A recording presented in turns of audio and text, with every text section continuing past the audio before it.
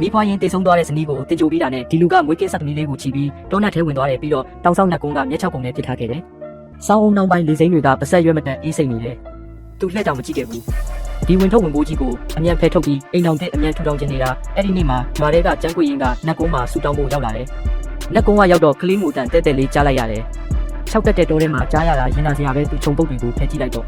မျက်ခြောက်ပုံထဲမှာကွေးကွေးလေးဖြစ်နေတဲ့မွေးကင်းစားသမီးလေးကိုတွေ့လိုက်ရတယ်။မျက်နှာလေးကအေးလုံးလိုပြန်းနှန်းနေပြီးကိုယ်ပေါ်မှာညစ်ပေနေတဲ့အဝတ်စုံလေးပတ်ထားတယ်။အနည်းထုတ်အောက်ခြေမှာတော့နင်းဆိုတဲ့စာလုံးပါတဲ့ငွေဆွဲပြားလေးတစ်ခုတွေ့တယ်။ဘယ်သူပဲဝါမန်းတိတာတဲ့စာတူလေးတောင်မပါဘူးကြည်ရင်ရင်းနှင်းစရာပဲကျန်းကွေရင်ကစိတ်ထားကောင်းတယ်။သူ့သားလင်းဆောင်ဖုံးကလည်းလေးလာပဲရှိသေးတော့နို့ရီကအရှံပဲကလေးမလေးရဲ့ရင်ဘက်လေးလှုပ်ရှားနေတာကြည့်ပြီးရင်းနဲ့အနဲ့ဆွတ်တယ်လို့ခံစားရတယ်။ချက်ချင်းပဲအင်ဂျီရင်ခွင်နဲ့ထက်ပွေပြီးတနာကယူနာစိတ်နဲ့အိမ်ကိုခေါ်လာခဲ့တော့တယ်။ခင်မုံချစ်သူလင်းချုံဝင်ကရွာကဆရာတယောက်စိတ်တဘောထားအင်မတန်နူးညံ့သိမ်မွေးသူပေါ့။အိမ်ပြန်ရောက်လို့ဇနီးရင်ခွင်ထဲကကလေးကိုမြင်တော့တောင်ပေါ်ကကောက်ရတာတနာစရာလေးလို့ပြောရှာတယ်။အကြောင်းစုံပြီးသွားပြီးနောက်သူစာကြည့်စပွဲမှာငြိမ်သက်စွာထိုင်နေတယ်။လက်ဖက်ရည်ကျန်းတွေအေးဆက်ကုန်တဲ့အထိစဉ်းစားပြီးမှတက်ပြင်းချကဝေကျွေးပါပဲတဲ့အသက်တစ်ချောင်းပဲတစ်ထားလို့ပဲဖြစ်မလဲကောက်လာမှတော့ကောင်းကောင်းကိုရမှာပေါ့။ရှောင်းဖုံးနဲ့အသက်တူဆိုတော့အပြင်လူတွေကိုမွာလို့ပဲပြောလိုက်ကြစို့။လင်မယားနှစ်ယောက်ညာတွင်ချင်းပဲရွာကလူကြီးတွေနဲ့စကားချင်းညှိထားလိုက်ကြတယ်။အဲ့ဒီနောက်ပိုင်းသားတစ်ယောက်သမီးတစ်ယောက်မွာမွေးတယ်လို့ပဲအပြင်ကိုပြောတယ်တားကလင်းရှောင်းဖုံးကောက်ရတဲ့သမီးလေးကိုတော့လင်းဝက်နေလို့နာမည်ပေးတယ်။ရွာသားတွေကအမွာမွေးလို့အားကြနေကြတာလင်းချုံဝင်ရဲ့အမေကဝက်နင်ကိုအသေးဆွဲချစ်ပြီးနေတိုင်းကြုံပူပြီးရာထဲသွားတယ်လူတကာကိုလည်းသူ့မြေမလေးကလိမ်မာတဲ့မြေယောက်ျားလေးထက်ပိုလိုက်ပြီလေလို့ကြွားလို့မဆုံးဘူးကျန်းကွေရင်ကအဲ့ဒီငွေဆွဲပြလေးကိုတစ်တာအောက်ခြေမှာတေချာဝက်ထားလိုက်တယ်ခင်မုန်းကိုတော့ငွေဆွဲပြအကြောင်းအသေးစိတ်မပြောပြခဲ့ဘူးဝက်နင်ကိုလင်းမိသားစုရဲ့တမီးရင်းလိုပဲတစ်သက်လုံးနေသွားစေချင်ပြီးအတိတ်ကိုမသိစေချင်ဘူးအချိန်တွေကုန်လုံးပြီး18နှစ်ကြာတော့လင်းဆောင်ဖုံးကစူးစမ်းလို့မျိုးကစိတ်တက်ကတူတက်ခွင့်ရခဲ့တယ်တေဝါလုံးရဲ့ဂုံယူစရာဖြစ်လာတော့ပေါ့ဝက်နင်ကမိဘတွေကလေးနှစ်ယောက်လုံးကိုကြောင်းမထားနိုင်ပါဆိုလို့တက္ကသိုလ်ဝင်စာမေးပွဲဖြစ်နေအခွင့်အရေးကိုအဆုံးရှုံးခံလိုက်တယ်။တမီးစာမေးပွဲမဖြေတော့ဘူးဘာလို့လဲ။နေ့အမှတ်တွေကောင်းရတာနဲ့အိမ်ကနှစ်ယောက်လုံးကိုမထောက်ပံ့နိုင်ဘူး။တမီးဆေးရုံမှာအလုပ်လုပ်ပြီးပတ်စံရှာမယ်။သူမျိုးနယ်ဆေးရုံမှာလူနာဆောင်လုပ်ရသွားပြီးရသမျှလာကတွေကိုအိမ်ကိုပဲအကုန်အပ်တယ်။အခြေအနေလေးကောင်းခါမှမမျှော်လင့်ပဲလေးဖြတ်တဲ့ယောဂကြောင့်မိမိသားစုစိတ်အေးချမ်းမှုပြတ်ပြားသွားပြန်တယ်။အဖွားကတကူလုံးလေးဖြတ်ပြီးအိပ်ရတယ်လေတော့အဖွားအတွက်လူလိုလာပြီးအိမ်ကဆုထားတာလေးတွေလည်းစေးဖိုးဝါးဘူးတွေနဲ့တင်ကုန်သွားတော့တယ်။လင်းချုံဝင်ကနေခင်းကြောင်းစာတင်ပြီး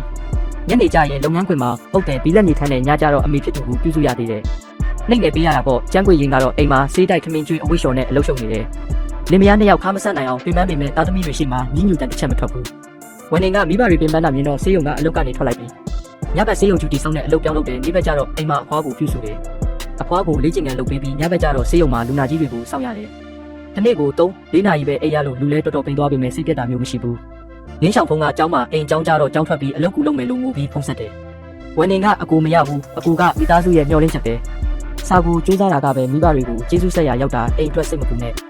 အဖွားအိပ်ရတယ်လဲပြီး9လမြောက်မှာတတိပြန်ရလာတယ်အဲ့ဒီနေ့မှာသူကျန်းကွေရင်ရဲ့လက်ကိုဆွဲပြီး9နှစ်နဲ့အပေါ်မှားခဲ့တယ်အဲ့ဒီတုန်းကငွေဆွဲပြလို့ပြောနေတော့ကျန်းကွေရင်ကရောက်ခတ်မပါဆက်ကိုပိတ်လိုက်ပေမဲ့စီးကွက်ကင်ပြီးဝင်လာတဲ့ဝင်းနေကအကုန်ကြားသွားခဲ့တယ်ဝင်းနေရင်နဲ့ထိတ်ကနေဖြစ်သွားတာပေါ့သူတပားတွေကသူနဲ့မိဘအကူတို့ရုပ်ချင်းမတူဘူးလို့ပြောတာကြားဖို့ပေမဲ့သူစိတ်ထဲမထားခဲ့ဘူးဒါပေမဲ့အဖွားရဲ့စကားကသူ့ရင်နဲ့စုတစ်ချောင်းလိုစိုက်ဝင်သွားပြီးညဘက်တွေအိတ်မပြောတော့ဘူးရက်အနေငယ်ကြတော့အိမ်မှာလူမရှိတော့တစ်တာတွေကပစ္စည်းဟောင်းတွေကိုရှာကြည့်တယ်ဖုံတွေပေးနေတဲ့ငွေဆွဲပြားလေးနဲ့လက်ကုန်းတက်ပုံဟောင်းတပုံတွေ့တယ်68ခုနှစ်ဆောင်မင်းကလေးလိုရေးထားတာသူငွေဆွဲပြားနဲ့တက်ပုံကိုယူပြီးအကိုဖြစ်သူကိုတွားမိတယ်ရှောင်းဖုံးကလည်းမရေမရပဲပြောပြီးရှောက်မတွေးဘူးမိဘတွေကသူ့ပေါ်ကောင်းတယ်လို့ပဲဖြောင်းပြတယ်ဒါနဲ့ဝန်နေရဲ့တန်တရားကပိုးတေချာသွားတာပေါ့သူလင်းချုံဝင်ရဲ့စပင်နဲ့သူ့စပင်ကိုခိုးယူပြီးစေးရုံကတငယ်ချင်းစီကတဆင့်မြို့ကိုတန်းစစ်ဖို့ပို့လိုက်တဲ့အဖြေကိုစောင့်နေတဲ့ရက်တွေမှာဝန်နေကအကြောင်းစုံသိရအောင်လက်ကုန်းစီတယောက်ထဲသွားခဲ့တယ်အဲ့ဒီမှာသူ့အမေရင်းကိုတကြိုပေးခဲ့တဲ့ရွာသားဟောင်းကြီးနဲ့တွေ့တဲ့အဖိုးကြီးကဝန်နေရဲ့ငွေဆွဲပြားကိုကြည့်ပြီ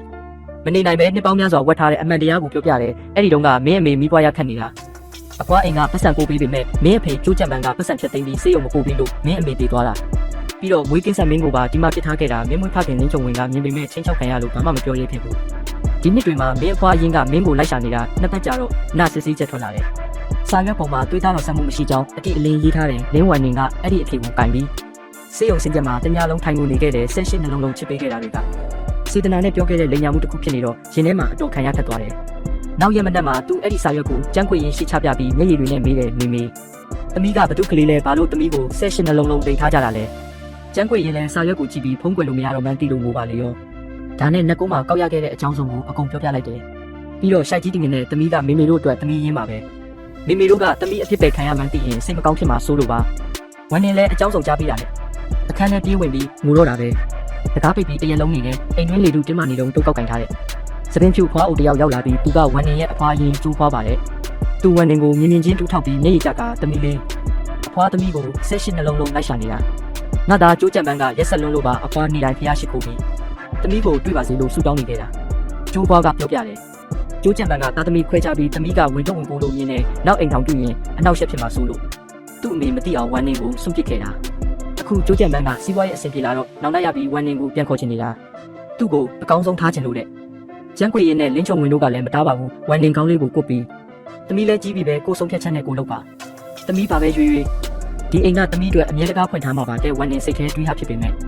နောက်ဆုံးတော့ကျိုးပွားနဲ့အတူကျိုးအိမ်ကိုလိုက်သွားခဲ့တယ်ဒါပေမဲ့ကြီးကျယ်ခမ်းနားတဲ့အိမ်နဲ့ရောက်တော့မှဒီနောင်တတွေအပြစ်ပေးမှုတွေဆိုတာအကွက်ဆင်ထားတဲ့အလိမ်ညာမှန်းပြလိုက်ရတယ်ကျိုးကြံပန်းကအိမ်တော်အစ်စ်နဲ့တားတယောက်ရနေပြီးဇနီးအစ်စ်ဝူကျွမ်းက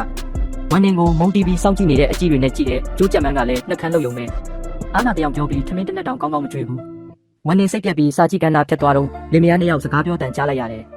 ကျိုးရရဲ့ယောဂကစောင့်လို့မရတော့ဘူးဝန်နေနဲ့ဆင်းစစ်ချက်ကပ်နေတယ်သူ့ကိုချင်းစီလူခိုင်းရမယ်စိတ်ချသူကငါသမီးပဲမလုပ်ပဲမနေရပါဘူးဝန်နေမိုးကျိုးပြစ်ခံရတယ်လို့ဖြစ်သွားတယ်တကူလုံးအေးဆက်သွားပြီးအဲ့ဒီအိမ်ကနေချက်ချင်းထွက်ဖို့ပြင်တော့တာပဲဒါကိုကျိုးကြံပန်းကအတင်းတာပြီးမျက်နှာဖုံးခွာပါဝန်နေကိုလက်ညှိုးထိုးអော်တော့တယ်နင်ကငါကျုံမိသားစုရဲ့သမီးပဲမောင်လေးကိုကဲတာတဘာဝပဲငါပေးခဲ့တဲ့အသက်ပဲအခုကျေးဇူးဆက်ရမယ့်အချိန်ရောက်ပြီဝန်နေကအိတ်ထဲကငွေဆွဲပြားကိုထုတ်ပြီးအဲ့ဒီတုန်းကသမီးကိုဆွတ်ပစ်ကြတဲ့က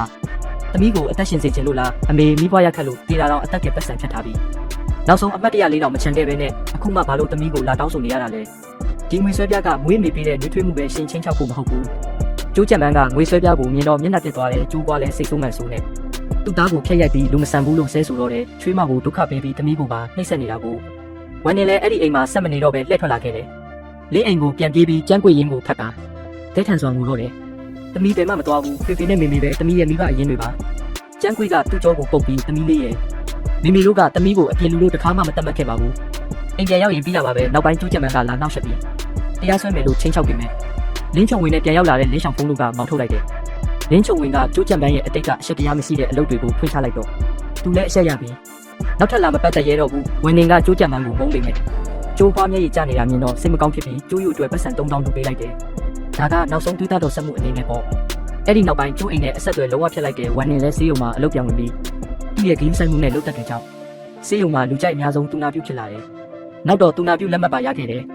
လင်းဆောင်ဖုံးလည်းပွဲရတော့မြို့ကအလုပ်ကိုစွန့်ပြီးမိဘတွေနဲ့အဖွားကိုပြုစုဖို့သွားဆေးရုံမှာပဲဆရာဝန်လာလုပ်တယ်မောင်နှမနှစ်ယောက်မိဘတွေကိုအတူတူပြုစုကြတာပေါ့2နှစ်ကြာတော့အဖွားကျမ်းမာရေးလည်းကောင်းလာပြီးပြုတ်ကောင်းနဲ့လမ်းလျှောက်နိုင်လာတယ်ဝန်နေလည်းဆေးရုံကဆရာဝန်တယောက်နဲ့အိမ်အောင်ကြပြီးမိသားစုလေးကပျော်စရာကောင်းတဲ့ဘဝလေးကိုပိုင်ဆိုင်သွားကြတယ်အဲ့ဒီနေစာလုံးပါတဲ့ငွေဆွဲပြားလေးကိုဝန်နေကအခန်းထဲမှာအမျက်တလို့တင်ထားတယ်ဒါကအဖြစ်ပဲခံရတဲ့တက်တင်မဟုတ်တော့ပဲတွေးသားထက်မြစ်တာကပိုရေးကြီးကြောင်းသတိပေးချက်တစ်ခုဖြစ်လာခဲ့တယ်ဆက်ရှိနှလုံးလုံးစောက်ရှောက်ခဲ့တဲ့မြစ်တာကသာတကယ်တွေးသားရင်းဖြစ်ပြီးကျွေးမွေးစောင့်ရှောက်တဲ့ကျေးဇူးကငွေကျေးဇူးထက်ပိုကြီးမြတ်လာပါတယ်